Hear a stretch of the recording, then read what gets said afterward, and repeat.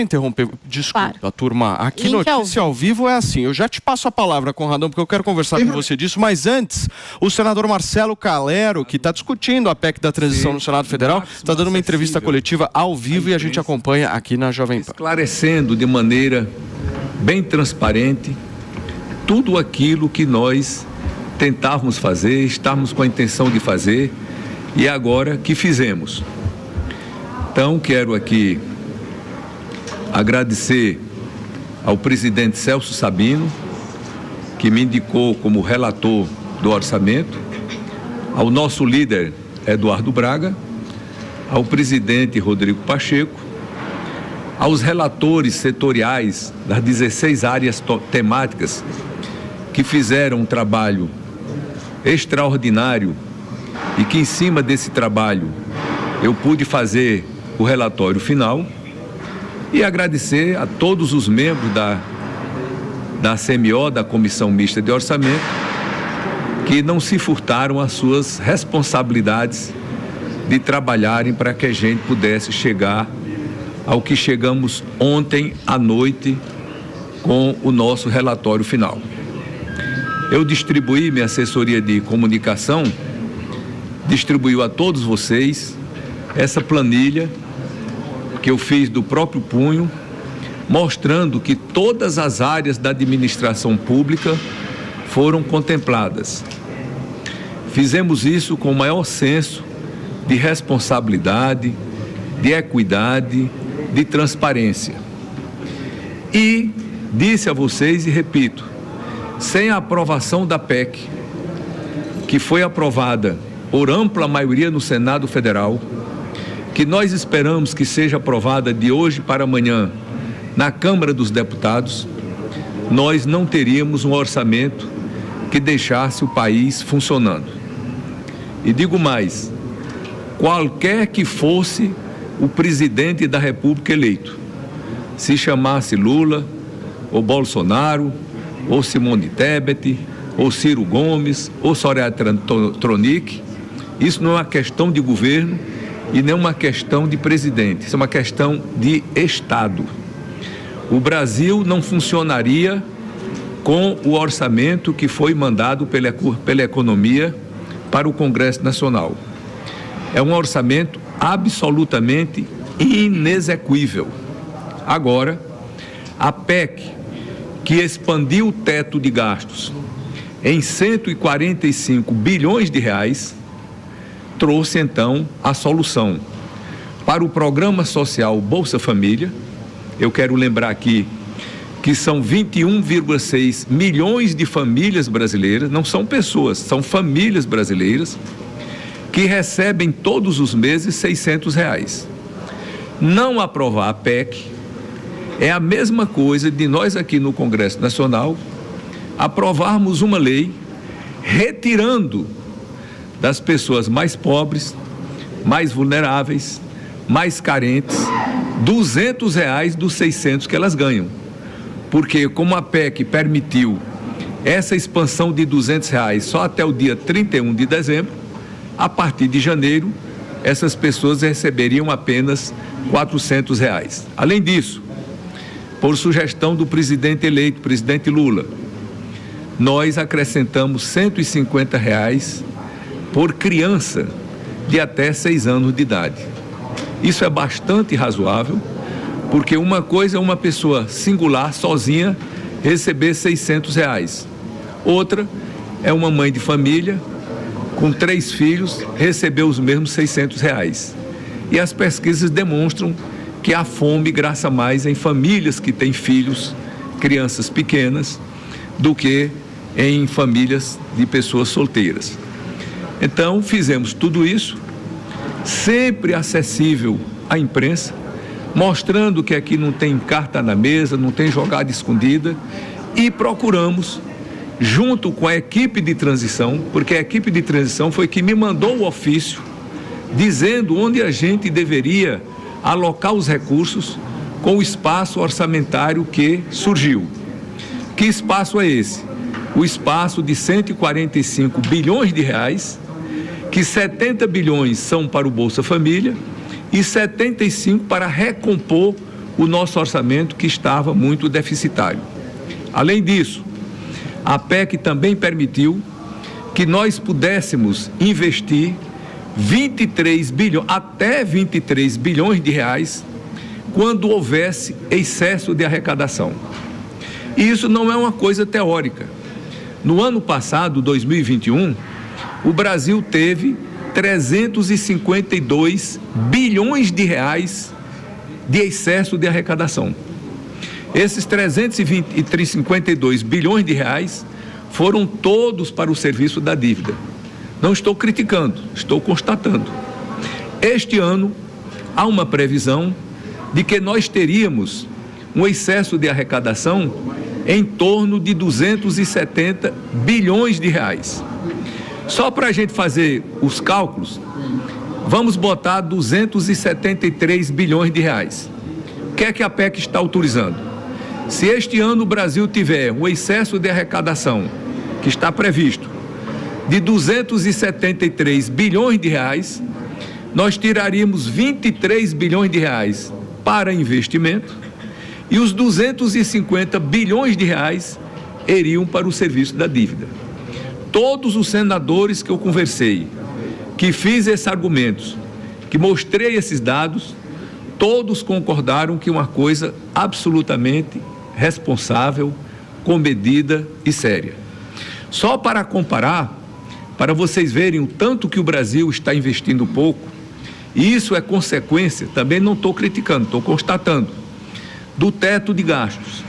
Em 2016, nós estabelecemos um teto de gastos. De lá para cá, as despesas obrigatórias vêm crescendo bem acima da inflação. Como o teto segura as despesas, o crescimento se dá para baixo. As despesas obrigatórias vêm comprimindo as despesas discricionárias onde estão os investimentos. Então, este ano o Brasil está prevendo investir, GND 4, Grupo Natural de Despesa 4, apenas 22,4 bilhões de reais. Isso é absolutamente insuficiente para um país da economia do Brasil. Só para comparar, São Paulo, que é um estado que não se notabiliza por investir muito, proporcionalmente, tem vários estados do Brasil que proporcionalmente investem muito mais do que São Paulo, vai investir este ano o mesmo que o Brasil vai investir. A Petrobras vai investir mais de 5 vezes do que o Brasil vai investir. Qualquer pessoa que ouvir uma comparação dessa vai dizer claramente que tem alguma coisa errada. Um país inteiro ter 1/5 da capacidade de investimento de uma das suas empresas é porque nós chegamos a uma situação insustentável. Mas isso é programa para o próximo presidente da República, para a próxima equipe econômica. Nós estamos tratando aqui do nosso orçamento. E qual foi a priorização que nós fizemos? Nós quem? Eu, o relator geral, e a equipe de transição do governo Lula. Priorizamos a área social. Então, o Ministério da Cidadania receberá deste valor total 75 bilhões.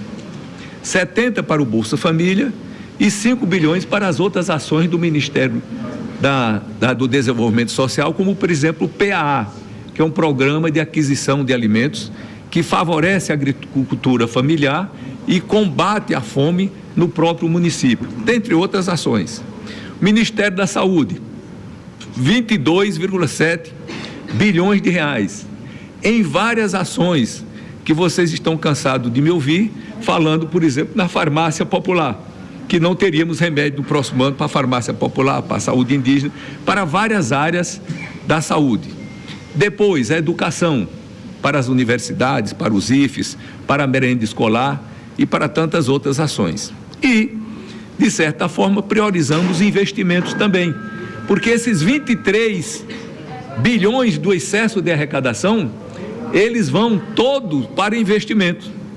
Então, nós priorizamos o Ministério da Infraestrutura, como o nome está dizendo, da infraestrutura, e priorizamos com valor de 12,2 bilhões de reais.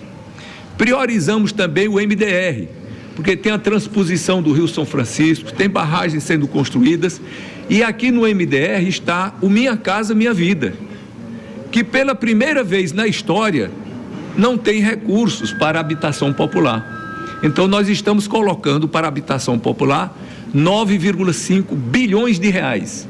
E o Ministério do Desenvolvimento Regional está com 18,8 bilhões de reais.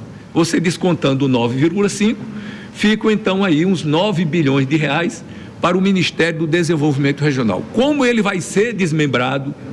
Porque o MDR foi a junção do Ministério das Cidades com o Ministério do Desenvolvimento Regional. Agora, no governo do Lula, ele vai ser desmembrado.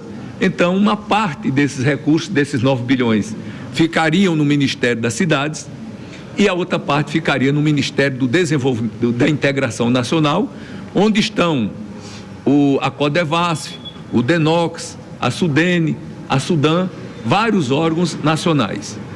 Além disso, nós procuramos ter o aumento real do salário mínimo de R$ 6,8.